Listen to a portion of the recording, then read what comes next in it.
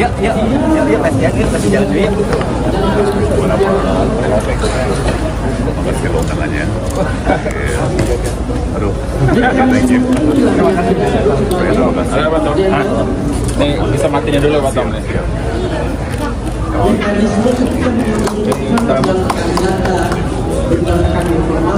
Banyak ya Pak.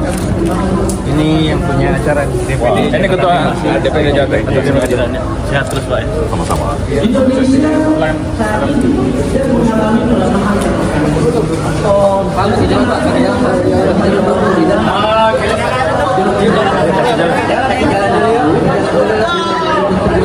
Yang terjadi orang-orang yang mengambil keputusan adalah mereka yang memiliki patung temboknya.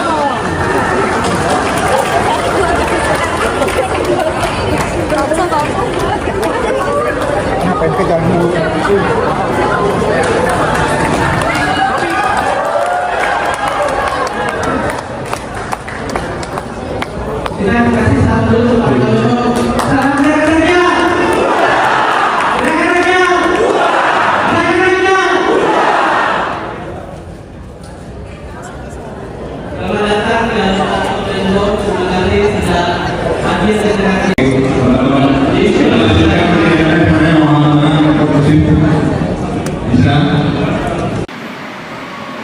Pasar kerja menyempit, persaingan ketat. Jadi lulus tahun ini kita harus jujur lebih sulit daripada lulus tahun-tahun sebelumnya.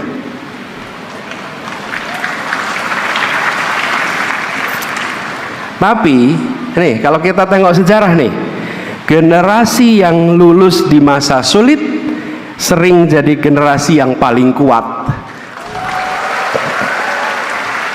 Mereka yang lulus di sekitar tahun 65, yang lulus sekitar tahun 98, mereka yang lulus tahun sekitar 2008, 2020, semuanya keluar dari kampus dengan masa depan yang nampaknya suram.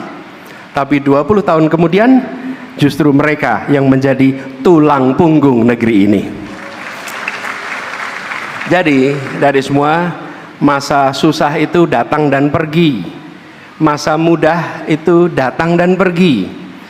Yang konsisten bukan susah mudahnya, yang konsisten adalah diri teman-teman sendiri yang menentukan apa yang dipelajari di setiap masa yang mudah, di setiap masa yang sulit.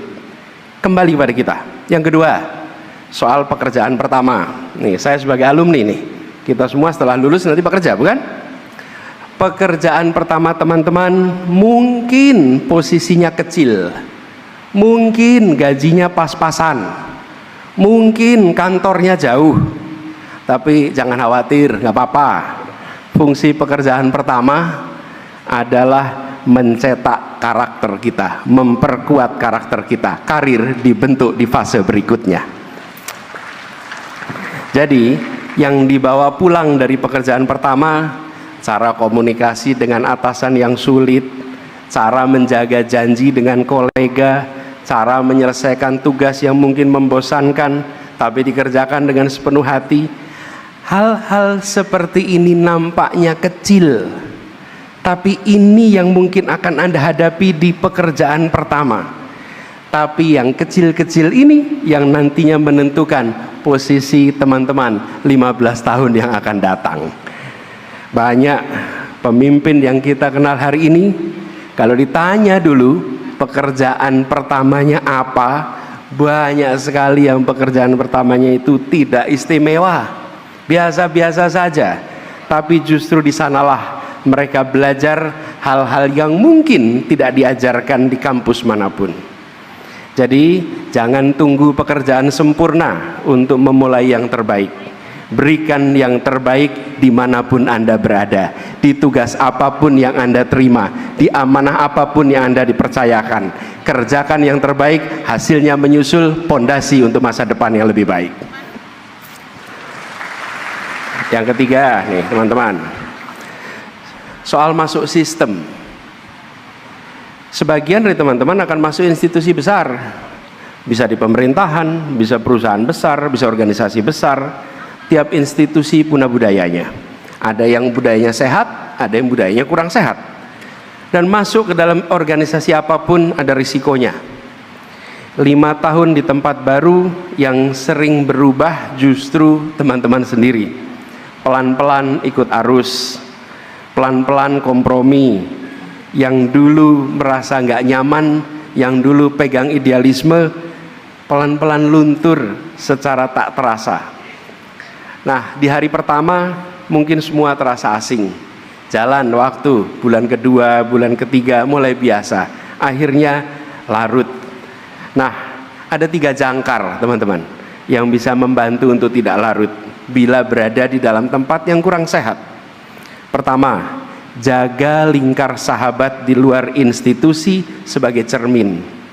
Kalau cermin tidak ada, kita kehilangan pengetahuan tentang rupa kita sendiri. Yang kedua, jaga waktu untuk membaca supaya tetap tahu dunia yang ada di luar pagar kantor kita. Yang ketiga, ingat alasan dulu masuk ke sana. Tulis di kertas kalau perlu, masukkan dalam amplop, sesekali dibaca mengapa saya berada di tempat ini. Saya meyakini posisi boleh berubah-ubah, tapi prinsip harus dipegang terus lintas waktu. Kemudian yang keempat teman-teman, soal sukses dan bertahan. Saya ingat pesan dari ibu saya pribadi. Ibunda itu sering. Halo teman-teman, jumpa bersama saya di Politik Dangi. Ini sangat menarik sekali teman-teman ya. Beberapa waktu yang lalu Tom Lembong ini ya hadir di acara ya kaderisasi Gerakan Rakyat ya kan. Ini menimbulkan sebuah pertanyaan sebenarnya. Ya kan, pertanyaan sangat besar teman-teman ya. Ya walaupun kita tahu bahwa Tom Lembong itu adalah sahabat dekatnya Anies Baswedan ya. Beliau pernah masuk penjara teman-teman ya. Akhirnya mendapatkan abolisi ya kan. Dan Tom Lembong ini tokoh yang sangat luar biasa. Pengusaha sukses teman-teman yang mempunyai kecerdasan, kejeniusan yang luar biasa ya. Jadi dengan kehadirannya Tom Lembong di acara Gerakan Rakyat ini kan menuai spekulasi apakah Tom Lembong ini adalah memberikan kode ya, memberikan sinyal bahwa ia bergabung di Gerakan Rakyat. Kan ini menarik teman-teman. Kalau benar teman-teman, ini sebuah berita yang sangat luar biasa menurut saya ya kan, karena Tom Lembong ini bagaimanapun adalah sosok tokoh yang cerdas ya, terkenal ya. Jadi nggak heran kalau misalnya publik bertanya-tanya teman-teman ya, apakah Tom Lembong ini dalam posisi sedang memberikan sinyal atau hanya mengisi acara ya kan. Tapi terlepas dari itu ya, memang Gerakan Rakyat ini adalah partai yang dilahirkan oleh Anies dan para pendukung teman-teman. Menurut saya ini adalah sangat baik sekali ya, apalagi di zaman sekarang Anies sangat membutuhkan partai politik teman-teman, sebagai partai yang betul-betul menjadi kendaraan beliau ya untuk ke depan. Ini terlihat bagaimana kekecewaan Anies tahun 2024 ketika ia kemudian tidak jadi maju sebagai cagup di Jakarta teman-teman, karena partai politik yang bahkan deklarasi diri sendiri aja itu malah menarik dukungan ya. Ini kan menjadi pertanyaan besar kala itu. Dan Anies mengatakan partai mana yang tidak tersandra kekuasaan, kata Anies teman-teman. Ini menarik sekali ya. Anies bahkan mengatakan bahwa pada saat itu akan membuat ormas atau partai, yaitu akan dipikirkan. Ternyata teman-teman, dua-duanya Anies kerjakan. Menurut saya ini sangat baik ya. Apa yang dilakukan oleh Anies adalah bukti bahwa ia betul-betul serius dalam dunia perpolitikan teman-teman. Bagaimana menurut kalian? Kita diskusi di kolom komentar ya. Sampai jumpa lagi. Salam.